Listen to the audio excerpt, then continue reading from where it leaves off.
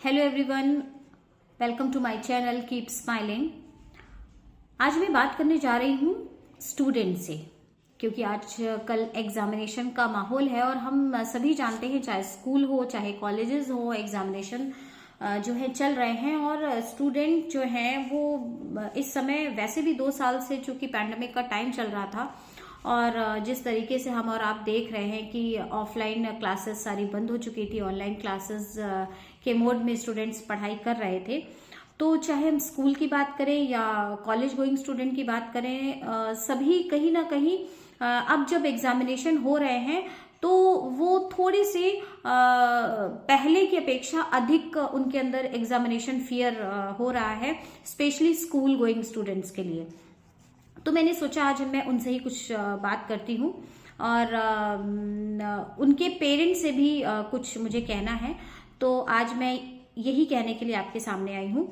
तो सबसे पहली चीज, तो जो एग्जामिनेशन फियर आप क्रिएट करते हो अपने मन में, क्रिएट करते हो, ठीक बात है। आप ये सोचोगे ऐसा हो जाता है, मैं करता थोड़ी ना हूं, है ना। आप में से बहुत सारे स्टूडेंट ऐसा सोच सकते हैं कि भाई हम एग्जामिनेशन फियर जो है क्रिएट करते नहीं हैं। तो टू बी वेरी क्लियर, आप ये क्रिएट करते हो, क्योंकि जब हमें किसी भी काम को करने से डर लगता है तो क्या होता है कि काम तो अपनी गति से एग्जामिनेशन जैसे चलते हैं वैसे ही होंगे, और अगर टेस्ट है या कोई कंपटीशन है वो जिस तरीके से चलता है, जिस तरह से होना है वो उसी तरीके से होगा। बट हम सोच करके उसको, स्टूडेंट्स जो है उसको बहुत ज्यादा सोच करके इतना सोच लेते हैं कि वो आप उसके प्रति एक अजीब सा फियर मन में क्रिएट कर लेते हैं, उससे एक डर क्रिएट कर लेते हैं। और जब वो डर आपके मन में क्रिएट हो जाता है, जब आप उसको अपने मन में स्थान दे देते हैं, तब उसके बाद आप पढ़ने के लिए बैठते हैं। आई थिंक मैं बिल्कुल ठीक कह रही हूँ, क्योंकि आपके मन में ये होता है कि जब वो एग्जामिनेशन का हुआ जो है, वो भूत जो है वो आपने अपने मन पे बिठा लिया और उसके बाद जो है आपके दिमाग में आया कि भाई पढ़ना है, एग्जामिनेशन है, लर्न करना है, प्रोजेक्ट तैयार करने हैं, और इस तरीके की जो भी आपके पास काम है आपने उस चीज को अपने दिमाग पे हावी कर लिया। मैं अपने कॉलेज में भी अपने स्टूडेंट से हमेशा कहती हूँ कि आपके पास इस बात से कोई फर्क नहीं पड़ता, आपको बहुत सारे काम करने, you have to do lots of work, but तो क्या है, करने हैं तो it's a part of your life, your students life. अगर आप स्टूडेंट हैं, आप विद्यार्थी हैं, तो आपको निश्चित रूप से बहुत सारे काम करने हैं और आपको करने भी चाहिए। ये समय है आपके पढ़ने का, ये समय है आपका अधिक काम करने का। तो पहली चीज तो एग्जामिनेशन के फियर से बाहर आ जाइए। मुझे पता है कि मेरे कहने से आप सभी एग्जामिनेशन के फियर से बाहर नहीं आएंगे। It's not a switch on off कि आपने ऑफ कर दिया तो आप बाहर आ गए, ऑन कर दिया तो आप अंदर हो गए। It's not like that. तो मेरा कहने का अर्थ ये है कि आप जितना ज्यादा इस फियर को क्रिएट करेंगे, आप अपनी एफिशिएंसी जो है, आप अपनी कैपेसिटी जो है उसको आप डाउन करते जाएंगे। आपको जल्दी चीजें समझ में नहीं आएंगी, लर्न नहीं होंगी, आपको आपके मेमोरी में बहुत देर तक नहीं रहेंगी, क्योंकि आपका दिमाग तो डर से ही परेशान है। क्या होगा, ऐसा तो नहीं आ जाएगा जो मुझे आता ही नहीं है, कहीं वो वाला क्वेश्चन ना पूछ ले जो मैंने अभी तक पढ़ाई नहीं है, कहीं वो वाला चैप्टर ना आ जाए जिसके मेरे पास नोट्स नहीं है। तो इस तरीके की अगर आपने बहुत सारे नेगेटिव चीजें अपने दिमाग में रख रखी हैं, सारे स्टूडेंट से सोच रखा है, चाहे वो स्कूल के हो चाहे वो कॉलेज के हो, तो समझ लीजिए आपने अपनी एफिशिएंसी को बहुत ज्यादा कम कर लिया है। और जब आपने अपनी एफिशिएंसी कम कर ली, कब कम करी, जब आपको सबसे ज्यादा एनर्जेटिक होना चाहिए था, जब आपको सबसे ज्यादा कैपेबल होना चाहिए था ज्यादा काम करने के लिए, तब आपने अपनी एफिशिएंसी को कम कर लिया सोच करके। और वो चीज सोच करके जो आपके हाथ में है ही नहीं, सिर्फ अपना डर अपने आप से क्रिएट किया। तो अरस्तु एक बात कहते थे, अरिस्टोटल बहुत बड़े दार्शनिक थे, और वो एक बात कहते थे, स्वस्थ शरीर में स्वस्थ मस्तिष्क का निर्माण होता है। ठीक है, ये सेकंड पॉइंट मैं आपसे डिस्कस कर रही हूं। तो स्वस्थ शरीर में स्वस्थ मस्तिष्क का निर्माण होता है। अब शरीर स्वस्थ होगा तब आपका मन स्वस्थ होगा, और अगर मन आपका हेल्दी होगा, हैप्पी होगा, स्वस्थ होगा, तब आप जो कुछ भी पढ़ेंगे, जो कुछ भी आप सीखेंगे, जो कुछ भी आप याद करेंगे, वो आपको बहुत अच्छे तरीके से याद होगा। तो टू बी वेरी क्लियर, जब एग्जामिनेशन के टाइम हो तो आप थोड़ा सा अपने हेल्थ के प्रति कॉन्शियस हो जाइए। क्या खाना है, क्या नहीं खाना है, ये टाइम वेदर चेंज होने का भी होता है। तो ये इन सारी चीज़ों के प्रति भी थोड़े से अवेयर हो जाइए। चाहे अगर मैं ये कहूँ कि सुबह उठने की बात हो, अभी तक आप नहीं उठते थे, इट्स ओके, मैं 4 बजे उठ करके पढ़ने की बात नहीं कर रही हूँ, बट आपको उठना चाहिए। आप थोड़ा सा, इतनी जल्दी तो एटलीस्ट उठे ही कि उठने के बाद आप अपने लिए 15 मिनट 20 मिनट का, आधे घंटे का समय निकाल सके। थोड़े से वार्म अप होइए, गहरी गहरी सांस लीजिए। इस सुंदर से जो मौसम है, इस सुंदर से मौसम को अनुभव करिए। थोड़ा सा प्लांट्स के पास जाइए यदि संभव हो तो, अगर आसपास कोई पार्क है तो वहां पर टहल आइए। तो थोड़ा सा अपने आप को बूस्टअप करिए, थोड़ा सा वार्म अप करिए, और स्पेशली डीप ब्रीदिंग जरूर करिए। डीप ब्रीथ जरूर लीजिए, गहरी सांसें जरूर लीजिए। अगर आप अनुलोम विलोम जैसा कुछ नहीं भी करना चाहते हैं, आप सिंपल वॉक कर रहे हैं, या आप बैठे हैं, या आप चेयर पर हैं, आप कुछ जैसे भी कंफर्टेबल लगता है, आप डीप ब्रीदिंग करिए। इससे हीलिंग भी होती है, और दूसरी चीज आपका माइंड जो है वो स्ट्रेस फ्री भी होता है। तो आप डीप ब्रीथ जरूर करिए। स्टूडेंट्स के लिए विशेष रूप से ये बात मैं कह रही हूँ। तो थोड़ा सा अपने जो पुराने जो रूल्स बनाए गए थे, जो पुराने कुछ नियम थे, कि जैसे हम लोगों ने पढ़ाई करी, तो हम लोगों ने रात को जग करके कम पढ़ाई करी है, सुबह उठ करके पढ़ाई करी है। लेकिन जो नया ट्रेंड है, जो नए बच्चे हैं, वो क्या करते हैं कि वो रात में 2 बजे 3 बजे तक तो पढ़ते हैं, और उसके बाद सुबह वो 11 बजे सो करके उठते हैं। तो ये जो आपका रूटीन है, ये इसलिए ठीक नहीं है, ये साइंटिफिकली ठीक नहीं है। ये साइंटिफिकली प्रूव्ड है कि जो सबसे एनर्जेटिक टाइम था मॉर्निंग का, ठीक है, जो आपका मेडिटेशन का टाइम होता है, ऊर्जा का समय होता है, प्राण वायु का समय होता है, प्राण ऊर्जा का समय होता है, उस टाइम आप क्या कर रहे थे? आप सो रहे थे। तो जितनी जो मॉर्निंग की जो ब्लेसिंग्स थे, जो मॉर्निंग के जो अच्छे विचार थे, जो आपके दिमाग में किसी प्रकार का कोई ज्यादा ट्रैफिक नहीं था। माइंड में भी ट्रैफिक होता है ना, बहुत सारी चीजें एक साथ जब हम सोचने लगते हैं तो बहुत सारी ट्रैफिक दिमाग में आ जाता है। इट मीन्स कि उस टाइम हमारा माइंड बिल्कुल सेट, बिल्कुल काम, पीसफुल। तब आप क्या कर रहे थे? आप सो रहे थे। और आप उठे कब? जब हाईली ट्रैफिक का माहौल है, ठीक है।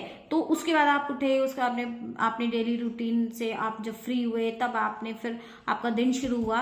तो ये बिल्कुल भी ठीक नहीं है। हमारे पुराणों, शास्त्रों, वेदों में ये चीज पूरी तरीके से अच्छे से लिखी हुई है कि जो प्रातः काल का समय होता है वो प्राण वायु का, प्राण ऊर्जा का समय होता है, और उस टाइम को आप लोग खो देते हो। तो थोड़ा सा ये कोशिश करिए। और जब आप थोड़ा सा कोशिश करेंगे, आप अगर आप अलार्म से उठते हैं, पहली चीज तो अलार्म से उठना नहीं चाहिए। और आप थोड़ा सा मेडिटेट करके 5 मिनट जब सोने से पहले आप सोच करके सोइए कि मुझे मॉर्निंग में इतने बजे उठना है। अगर आपने, if you have decided to do, then you can do. और अगर आपने पहले ही अपने आप को डिपेंड कर दिया अलार्म पर या किसी दूसरे चीज पर, तो इस पे थोड़ा सा संदेह है। और अलार्म से जगना भी एकदम से अचानक से उठे, तो ये तरीका भी सही नहीं होता जगने का। तो आपको जो है थोड़ा सा सुबह उठने की प्रैक्टिस डालिए। अगर आप 6 बजे उठते हैं तो 15 मिनट और पहले कर लीजिए। 8 बजे उठते हैं, 15 मिनट और पहले कर लीजिए। और कुछ दिनों की प्रैक्टिस से एटलीस्ट आप 5 बजे, 5:30 बजे, 6 बजे तक तो उठ ही जाएं। इस तरीके का अपना एक गोल सेट करिए और उसी पर वर्क करिए। तो एक तो ये बात है। और दूसरी चीज कि आप इस समय बिल्कुल feel free to all these things. मतलब आप अपने आप को किसी भी बंधन में मत बांधिए। आप एक अपना गोल सेट करिए। आपको पढ़ना है। क्यों पढ़ना है? क्योंकि आपके एग्जाम है और आपको तैयारी करनी है। तो आप ये मान करके चलिए कि आपके दिमाग में कोई भी इधर उधर की उल्टी सीधी बात, किसी भी तरीके की नेगेटिव फीलिंग, देश में क्या हो रहा है, वर्ल्ड में क्या हो रहा है, भाई अब क्या हुआ, अब क्या हुआ, तो there is no need to know कि आपको हर एक समय का 10 मिनट बाद पता चले कि भाई अब यूक्रेन की क्या स्थिति है। थोड़ी देर बाद आप पता करें कि भाई रशिया ने अब कौन से जो है किस तरीके से वो युद्ध में आगे बढ़ रहा है। तो इसकी अभी आपको जानने की कोई ज़रूरत नहीं है, ठीक है। तो आप थोड़ा सा अपने में सिमटिए और पॉजिटिव रह करके थोड़ा सा प्रयास करिए आगे बढ़ने का। तो डेफिनेटली आप आगे भी बढ़ेंगे और सक्सेस भी आपको मिलेगी। और दूसरी चीज़, एक बात और पेरेंट्स से कहना चाहती हूँ, जो हमारे पेरेंट्स हैं वो बच्चों से बहुत ज़्यादा नंबर्स की उम्मीद करते हैं कि इतने परसेंट हो, मोर देन 90%, मोर देन 95%, और फलाने के तो इतने बच्चे इतने नंबर आए थे। तो प्लीज़ डोंट डू दैट। आप ऐसा बिल्कुल मत करिए, इससे बच्चे और भी प्रेशर में आते हैं। हर एक बच्चे की आइडेंटिटी पहले से दूसरी होती है, नेक्स्ट मतलब हर एक दूसरे से भिन्न होता है, अलग होता है, उसमें इंडिविजुअल डिफरेंसेस होते हैं और वो इंडिविजुअल डिफरेंसेस को हमें रेस्पेक्ट करना है, ठीक है। बहुत बारी ऐसा भी होता है कि हम किसी बच्चे से ज़्यादा उम्मीद करते हैं और वो वैसा नहीं कर पाता, तो हमें उसको उसी आइडेंटिटी के साथ में एक्सेप्ट करना है। हाँ, हम उसकी एफिशिएंसी को डेवलप करने के लिए, उसकी एफिशिएंसी को इंक्रीज करने के लिए तो कुछ काम कर सकते हैं, हमें करना भी चाहिए as a parent, as a teacher, as a counsellor, हमें करना भी चाहिए।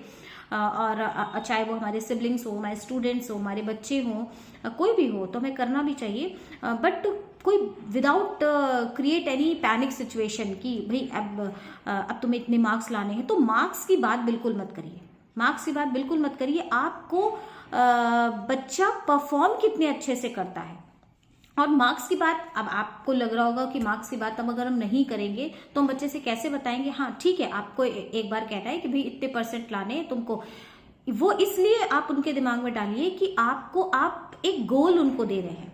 क्योंकि इफ आई वांट टू, अगर हम कहीं जाना चाहते हैं, ठीक है, तो उसके पहले हमारे पास एक गोल होना चाहिए। तो आप सिर्फ इसके लिए कि भाई तुम ये कोशिश करो कि इतने परसेंट से ऊपर तुम्हारे मार्क्स आए, बस इतना कह दिया, दैट्स ऑल।